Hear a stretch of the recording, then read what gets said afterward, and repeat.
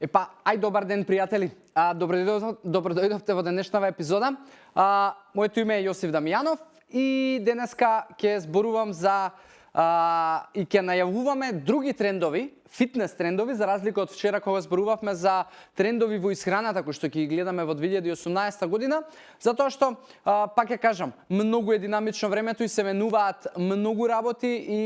се повеќе луѓе затоа што пробуваат, имаат резултати, се повеќе научни истражувања, се повеќе сакаме времето како ресурс да си го заштедиме и затоа се појавуваат нови форми на фитнес програми, на начини како може да бидеме активни, затоа ќе гледаме промени во 2018 година. Она што како трендови ќе ги гледаме, прва работа е дека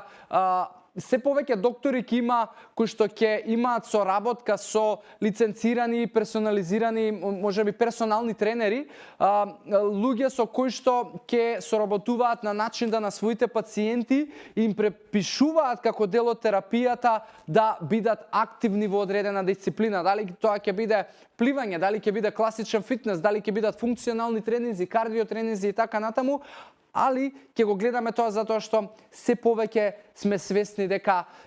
начинот на живот, исхраната и тоа колку сме физички активни ќе ни придонесе за долгорочно здравје отколку можеби одредена терапија која што ќе закрпи и ќе реши одреден проблем на моментално ниво и на краток рок. Затоа бидете свесни дека тоа ќе го гледаме и веќе полека се случува барем во западните земји. Друга работа што ќе гледаме е дека се повеќе луѓе ќе почнат да се ориентираат на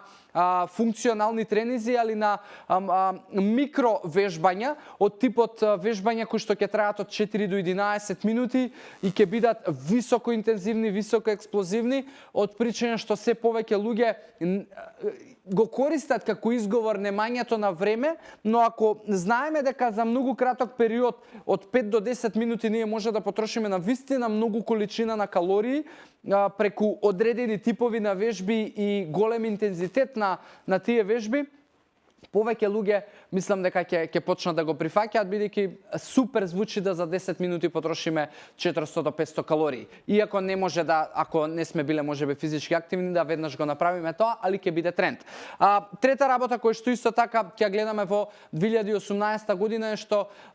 се повеќе луѓе ќе почнат да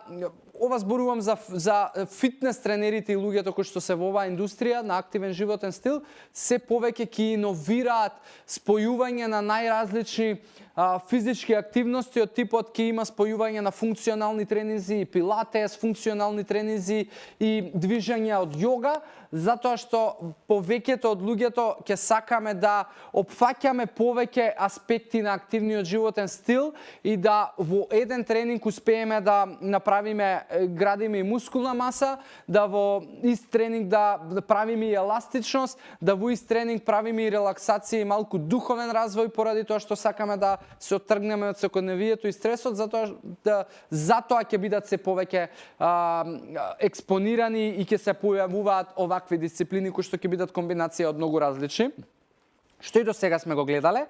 Исто така ќе гледаме се повеќе луѓе кои што ќе ги користат своите телефони и лаптопи за да имаат вежбање кога они ќе посакаат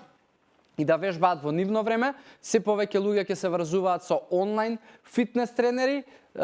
и тоа е нешто што едноставно повторно се сведува на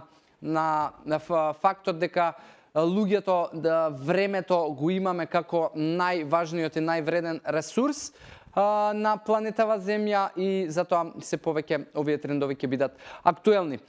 Исто така нормално дека како и секогаш и секоја година и време ќе се појавуваат и алтернативни велнес трендови